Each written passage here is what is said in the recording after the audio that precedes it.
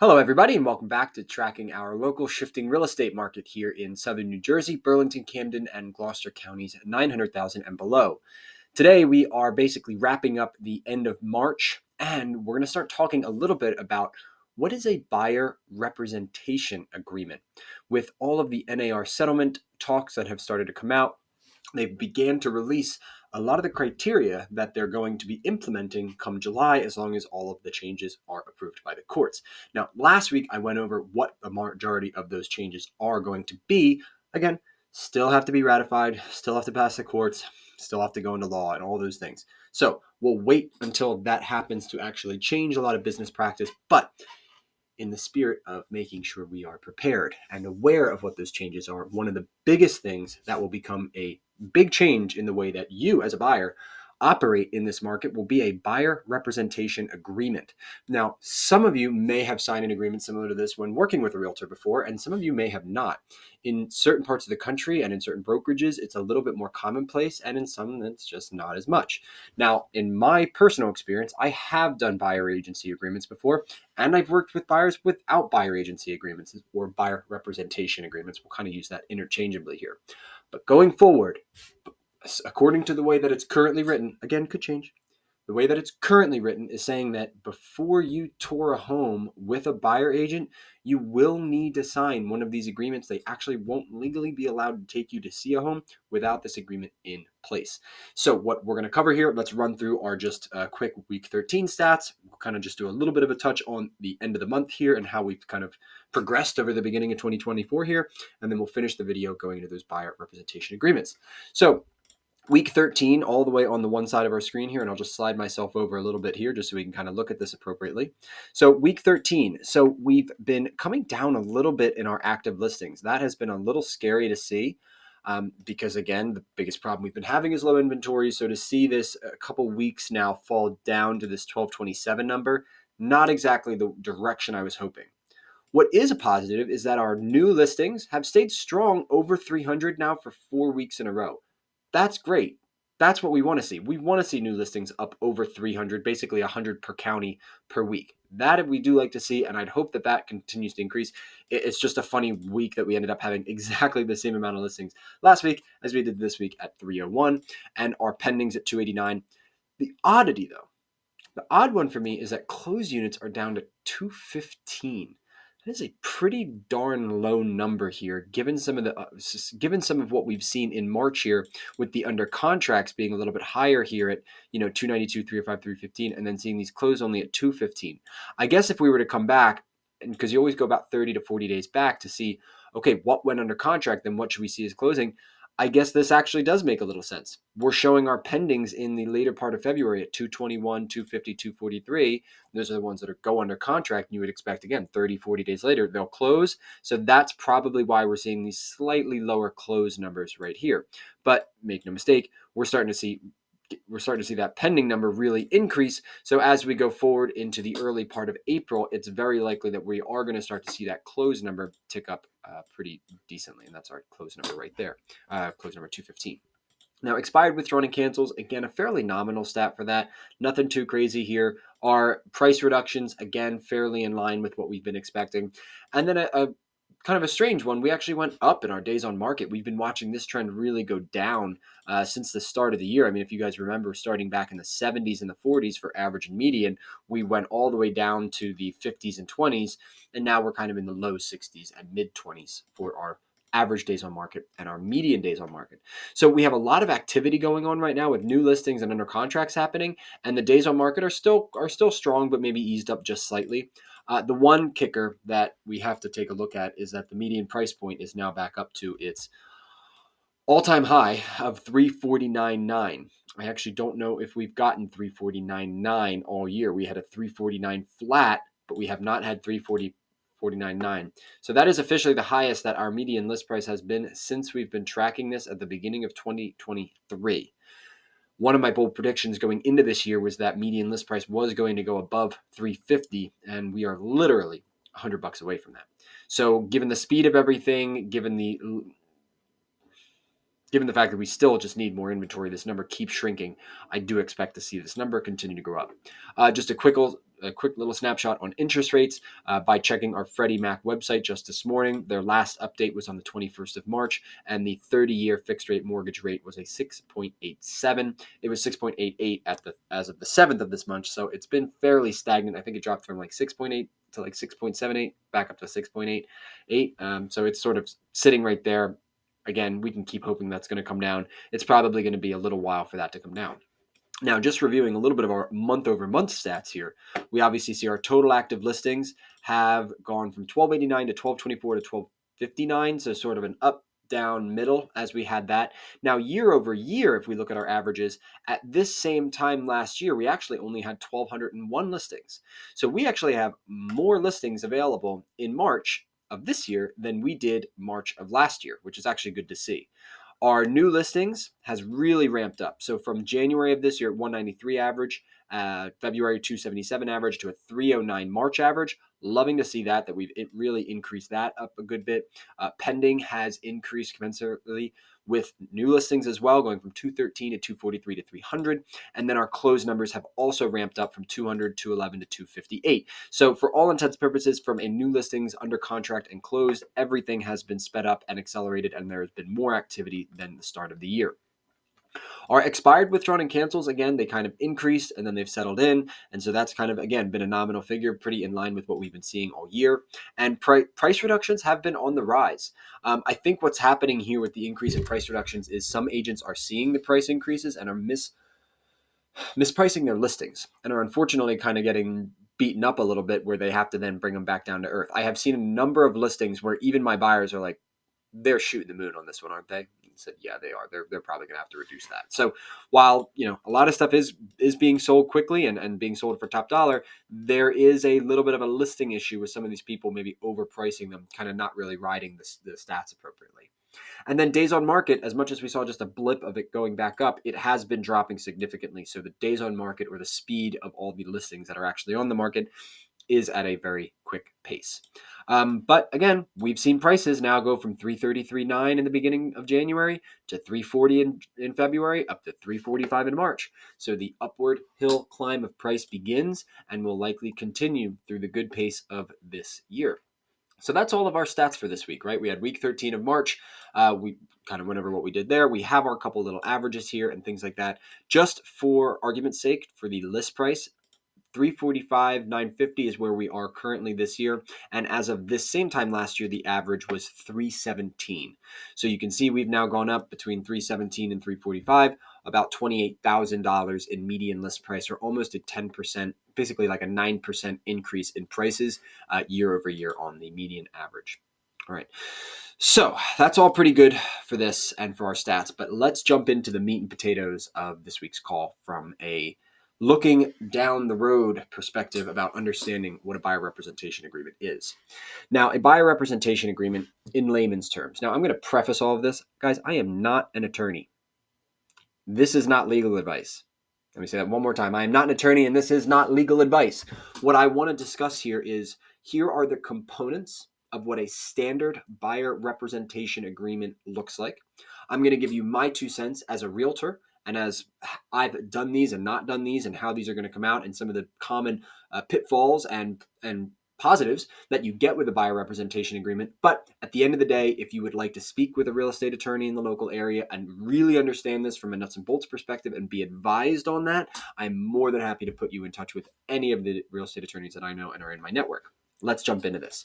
So 8 basic sections here. Again, the only thing that I took off of this when I was doing my research was signatures, because I think that's fairly obvious. When you have a document, you do have to sign it. So that's the only thing obviously missing from what we have here. But let's talk about this 1 through 8.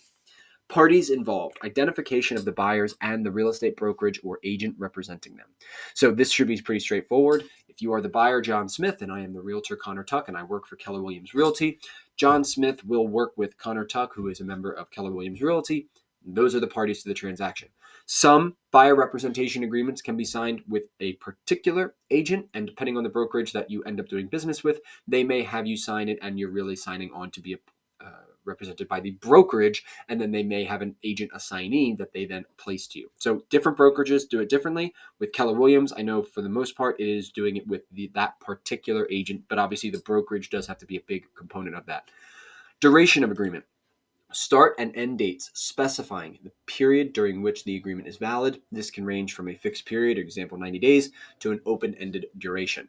I haven't seen too many of the open-ended durations. I have definitely seen more of the fixed period.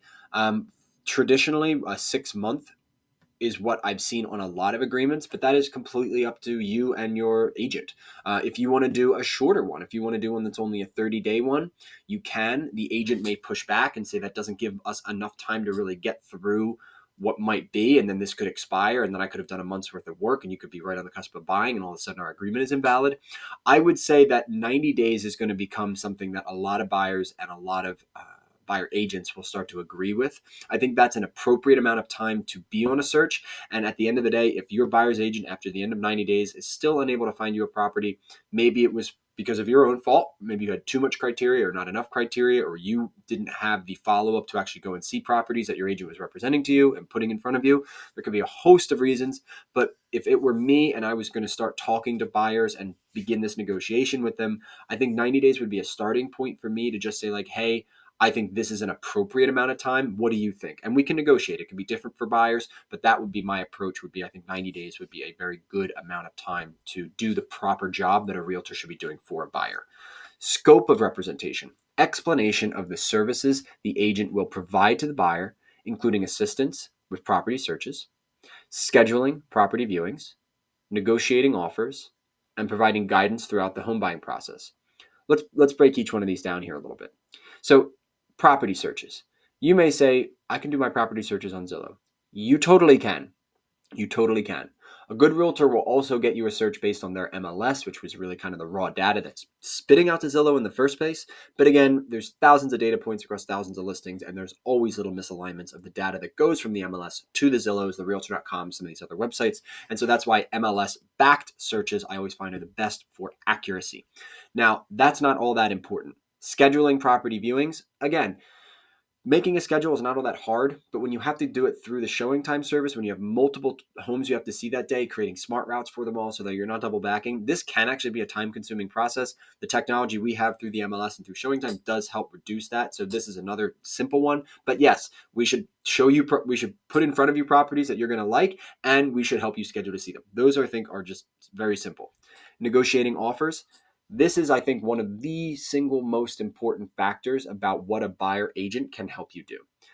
Making an offer on a home, I've talked about this in previous videos and things like that, but you only need 3 things. You need a purchase price, you need an escrow, and you need a closing date. That is really it as far as you need to make a substantial offer. Of course, there's like the documents you put, but that's in terms of terms to relay your intent to purchase this home. Those are kind of the base needs. However, this market is difficult, and I don't know if I've had one home go under contract in the last year to 2 years to 3 years here that we've got it accepted with just those 3. We always do a combination of how we're going to handle the inspection, appraisals, certificate of occupancies, extra appraisal, all the different things.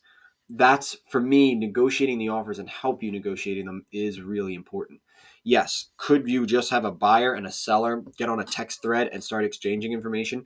You could, but at the end of the day, does the seller really know what terms are working for them or against? Obviously, we know higher price is better, but how does that higher price correlate with the appraisal gap coverage that the buyer is going to include? Right? And it's so anyway, helping to give you context and perspective when you're making that offer is incredibly important because most people are fairly nervous when they go to make that offer and they would like to know, like, am I doing something that's within the norm, outside the norm? Is this reasonable? Is this not? We want to put a strong offer. We want to save money, but we don't want to insult the seller, but we don't want to give up too much. But this swirls around every buyer's head when they're going to do this. And so an agent can kind of slow things down, help you digest it a little bit more, and then make a good choice. Okay. And providing guidance throughout the home buying process. There are 1,000 things that can go wrong on every single real estate transaction. Our job is to be able to see a little bit down the road, have a little bit of foresight that given a transaction similar to this, here are some of the things that could potentially go wrong. Here are the things that can potentially go right. And depending on your risk tolerance, let me help you choose the decisions that make the most sense based on your risk tolerance. Scope of representation is important because it is really outlining what this agent is going to do for you if you are going to sign a duration with that agent. Let's talk about exclusive representation. Declaration of whether the agreement is exclusive, meaning the buyer agrees to work exclusively with the agent and brokerage specified in the agreement. If exclusive, it typically includes a list of exceptions, such as properties already identified by the buyer or certain types of transactions. Now, this is where I am going to feign and not go too detailed, because I think we can really quickly start getting into like legal descriptions and things like that. Again, an attorney is going to really be able to set you straight with this. But the exclusive representation in a nutshell, in a 1,000-foot flyboat, is this: the reason why we press for it. An agent doesn't get compensated, buyer or seller does not get compensated until that home closes. Now, I want to run an example by you. And this is what we were always taught to talk to a client and try and make it known for them. If you worked an entire week at your job, Monday through Friday, 9 to 5, and you did all the work that you were supposed to do, and then at Friday at 4:45, a coworker came in and just hit submit on the project that you have been working on all week, but they hit the submit button, should they be paid for the entire week of your work, or should you be paid for the entire week of your work? I think a lot of us would say, well, I did a lot of that work getting to that point, so I should be. Now, that's one kind of extreme example, right? I think there's a lot of differences there. What I would say here is this: the agents who are good agents do a lot of work behind the scenes with every home. We're looking up all the red flags of that home. We're reviewing seller's disclosure. We're contacting agents about seller motivation. We're presenting and gathering all this scattered information and then providing it to you in a very succinct, understandable package that you can then make an informed decision off of. Can you find out a lot of that same information? Yes, you can. Will it take you an unreasonable amount of time to do it? Absolutely. I could do my own accounting work, but I recognize that I could also pay an accountant who already has the skills and knowledge and scope to do that for me for a fee. And that's sort of what this is too, right? So with this, I want to work for you and really know that if I'm going to put in all this work for you and drive all over Kingdom Come to show you homes, that when you go to put that offer in, that I will be the only agent that you put that offer in. Exclusive representation, especially if it is truly exclusive, means that when you are ready to put that offer on that property, if we are still within our duration, as long as I have been hitting all of the scope of representation that we've agreed to and things like that, that I will exclusively be the one who can represent you and purchase that home. Again, there are other caveats where you can do this differently. I've seen it maybe in sometimes when somebody is looking in multiple shore towns, like somebody's looking in Cape May, but also looking up in Asbury and also looking in Seaside Heights. No one agent can reasonably cover that for you. So in a situation like that, you may have a non-exclusive buyer representation agreement with that agent because you're going to be looking in other areas and you don't want your Cape May agent to be putting in your Asbury offer or your Seaside agent to put your Cape May offer in. So there's some differences. I could see where that might come in, but for the most part, I do see exclusive representation being the main one that people would use. All right, let's talk about compensation and commission. Description of how the agent will be compensated for their services, usually through a commission paid by the seller upon the successful completion of a real estate transaction. The agreement may also specify any additional fees or expenses payable by the buyer. Now, here is where, and I do use a language model to help me come up with some of the language of how I put these in here. And this is where something so recent is not actually being picked up. And here's what's gotten a lot of people in trouble. Description of how the agent will be compensated for their services, usually through a commission paid by the seller, right? That usually paid by the seller. Now you're making an assumption. Now you're kind of saying like, okay, I get compensated by the sellers. Well, going forward, a lot of this change is that the seller is not going to be obligated to make that compensation. They can do it if they want to, but that conversation is totally negotiable. That is negotiable from the listing agent and the seller when they are marketing this property if that seller wants to offer a buyer broker compensation. So here's the kicker as we bring this back to the NAR settlement and with this buyer representation agreement and how that's going to do business going forward. Before you see one home with your agent, you are going to have to sign this buyer representation agreement. And on that agreement, the agent is going to put, here is how much I work for, right? And then it becomes a conversation. You can negotiate with your buyer's agent to try and lower that price or increase that price if you so determine that's what you want to do for whatever reason. But as you go forward, let's say you have 3 houses that you want to see. Let's say that my buyer representation agreement says that I'm going to work for a 2.5%. I'm just giving an example here. I'm not setting any standards. I'm just saying this is an example of how the math would work. Okay. So as a buyer's representation, we've agreed that I will be paid 2.5% for the closing of the home.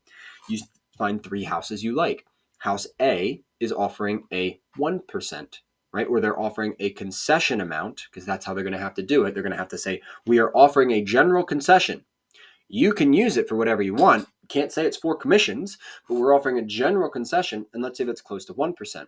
Then you have home B, who is offering 2.5%. And then you have home C, who's offering 3% of a general concession.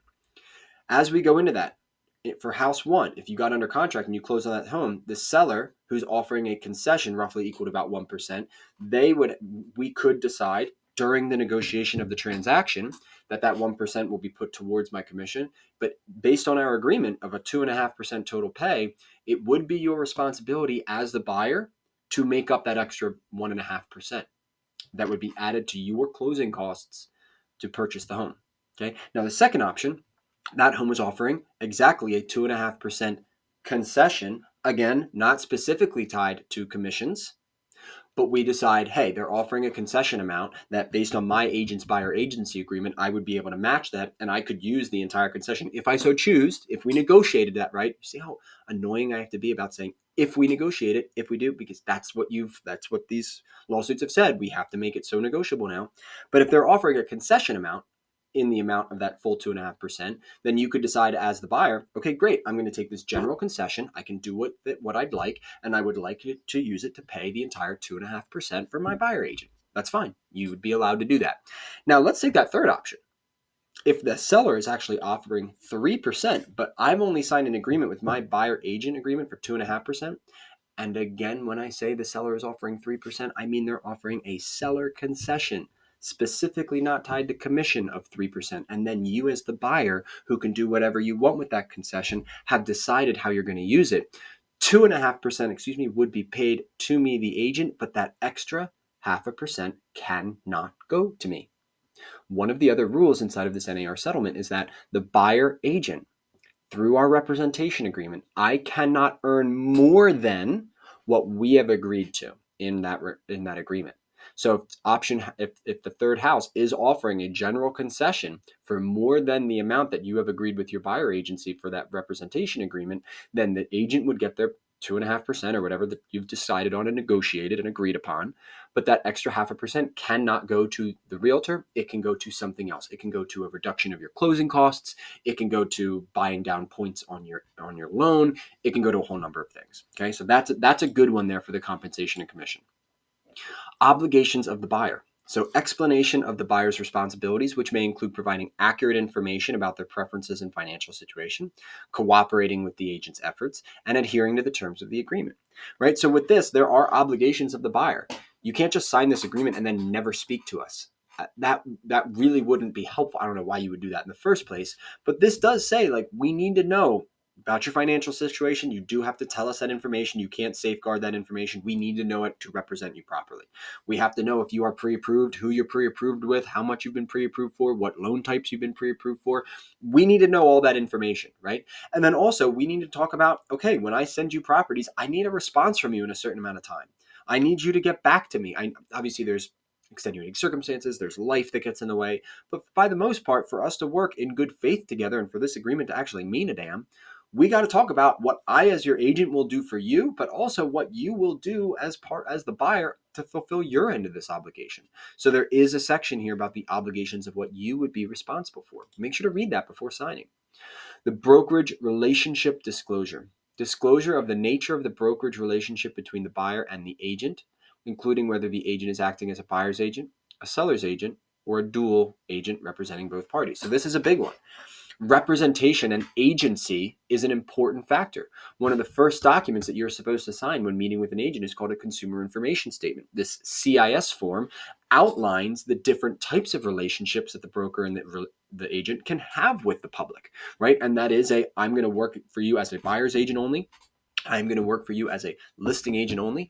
I'm going to work for you in a dual capacity, meaning I'm going to represent both the buyer and the seller on the same transaction, and there are rules that go into that. I can also operate as a transaction broker where I don't owe that fiduciary responsibility, and I'm really just facilitating the terms and the paperwork of the transaction of the deal. So there are a number of relationships that get put down. Now, for a buyer representation agreement, most of the time you're going to be signing is I will be representing you as a buyer's agent, or potentially, if you end up going to an open house unrepresented, you put an offer in with the listing agent, that listing agent may still have you sign a buyer representation agreement that they will be representing dual agency, or that they will represent your interests and the seller's interests. But a lot of times, I don't know if I would do that as the listing agent because I've already signed a fiduciary obligation to this listing agent, or to the seller, to get them the most money, and I owe them that responsibility. So to then go back on that to sign a dual agency, I would have to explain that to the seller and say, like, hey, I now have to represent both of you fairly. I can't just be in your corner arguing for all things just for you, seller. So that's a little bit of, again, a ticky-tacky one. And agency and representation is another big legal discussion. And so make sure that you take a good look at that when you get your agreement, and make sure you feel comfortable with it, or talk to an attorney if you don't. The final little bit, like on any good contract, you have a termination clause and a dispute resolution. Conditions under which either party can terminate the agreement before its expiration date, including notice requirements and any associated penalties or fees. Procedures for resolving disputes that may arise between the buyer and the agent, such as mediation, arbitration, or litigation. So there are a lot of let's put it this way. Let me restart that sentence. Most times that you sign a buyer representation agreement works fine. You end up getting a buyer's agent, you work well together, you close on that home, your buyer's agent gets paid appropriately, and you move on, and it's fine. But there have been situations where, let's say you sign a 6-month contract with a certain buyer's agent, and then the next day you meet another agent that you like better. You may say, oh, well, I'd rather sign with the other agent. Yeah, you may want to do whatever you want, but contracts are contracts. I mean, you have a signed exclusive agreement with one realtor, and you have to go through a termination process with that agent. That agent doesn't necessarily just have to let you out. Now, most will, because no one wants to work with an unhappy client and no one wants to force someone to work with them. So most of the time they would let you out, but they don't have to. I mean, the legality is you have a signed contract, and you need to understand the ramifications of how you could dispute and get out of that contract, and if there are any fees and penalties. I don't know what's going to be included in these buyer representation agreements from a fees and penalty standpoint. I'm really curious myself as an agent to see what are people going to actually try and shoehorn in there to protect themselves, because the public has come a long way to say, hey, agents, the sellers don't have to pay you anymore. We want that to all be more fluid and negotiable. Again, it always was. It's just certain areas that didn't get seen so. But now we have to figure out, like, okay, if I'm really going to sign with somebody, I better be darn sure, like, I want to work with that agent, right? So this is going to put a lot of hesitation into buyers, especially if you're just used to meeting an agent, like through a random Zillow click or a realtor.com click.